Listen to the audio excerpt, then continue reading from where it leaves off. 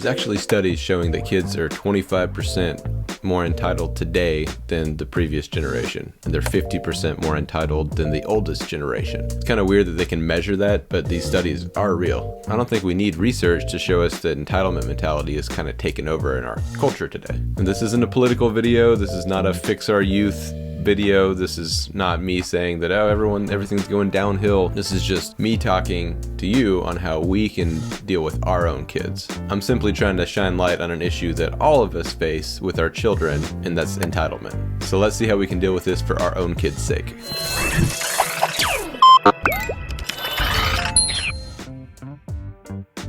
Please don't forget to subscribe for more videos on money, minimalism, our travel journey around the world. We publish a new video every week.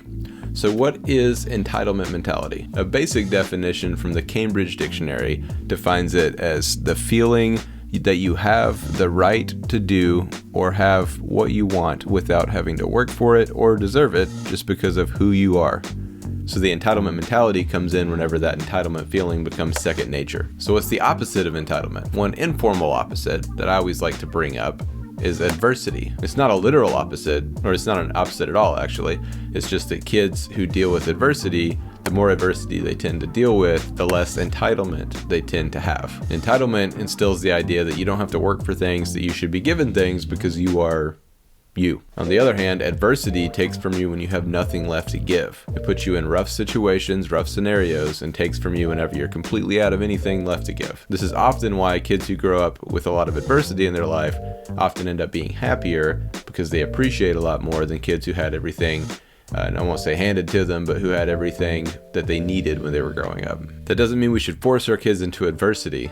That means that we should use the positive effects from adversity in our parenting. We can teach our kids these same lessons about adversity in a safe environment in our home without them having to experience actual adversity, not always giving them the easy way out. And on that note, it's actually kind of dangerous from what I've seen a lot of times is people will grow up in a poor environment, they'll grow up in a poor situation, and then they'll want to give their kid everything that they didn't have growing up.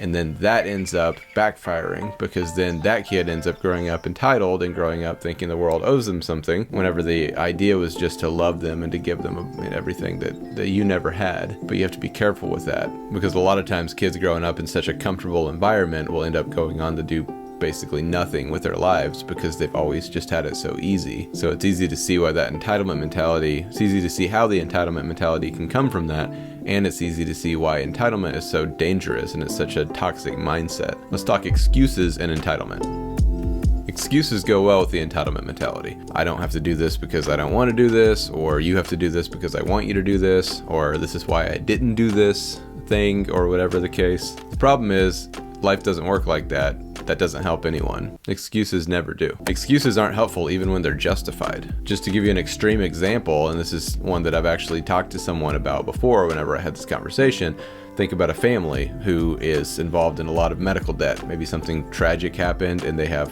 tens of thousands, if not hundreds of thousands of dollars in medical debt, and it was not their fault. That is tragic.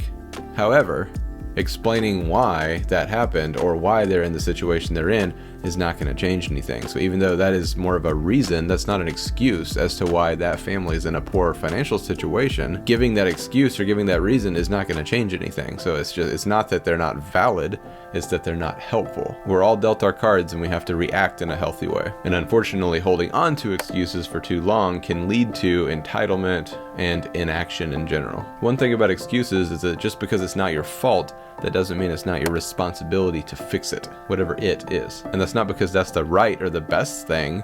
Often it isn't. Often it wasn't your fault, whatever happened, but the only way it's going to change is if you do something about it. You can only really fix yourself. You can only really count on yourself to change things. If you're waiting on other people, you're going to be waiting a very long time. And that's what inaction is, which entitlement leads to. So how do we fight entitlement in our kids? So in doing research for this video and research for my book, Intentional Children, I learned a lot about entitlement and how we can fight it in our kids.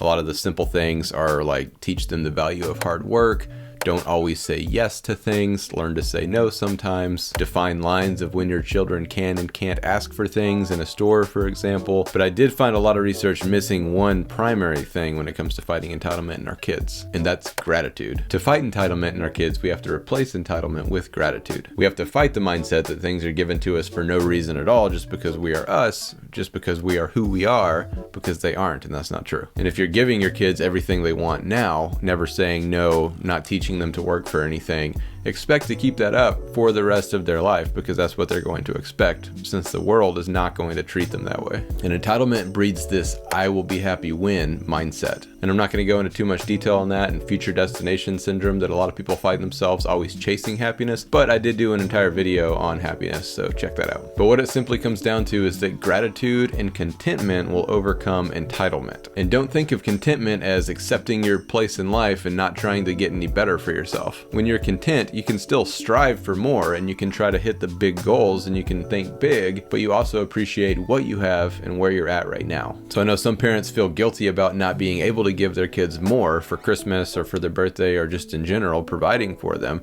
Don't feel guilty about not being able to give them more. Teach them the gratitude and the contentment mindset so they appreciate what you can give them, instead of wanting more or wanting to give them more or feeling like a bad parent because you're not giving them enough. I promise you that's not the case. Toys are overrated anyways. I'll link a video I did about how children are actually happier with fewer toys as opposed to having just a mountain of toys on Christmas or in their home in general. So if you instill a heart of gratitude in your kids, teach them to be content with what they have, that's how you fight the entitlement mentality. And just teach them about the entitlement mentality and teach them about entitlement and why it's such a bad thing. Show them some videos of some entitled kids and adults on YouTube. There's plenty of those. My phone. And you can show them how it turns out for those kids and those adults that do have that entitlement mentality in a world that does not revolve around them. One practical way before we go that you can teach your kids gratitude and contentment is to teach them to have a love for giving. Teach them about giving and teach them how to give, and teach them to just fall in love with it. Here are 4 quick notes on giving to help you out. Involve your children in your giving. Show them how you give. Show them that you're a cheerful giver. Take it easy on their giving. While it's important to teach your child to give, don't force it on them. Give in more ways than one. Your child may love giving their time, but be reluctant to give their money, or vice versa.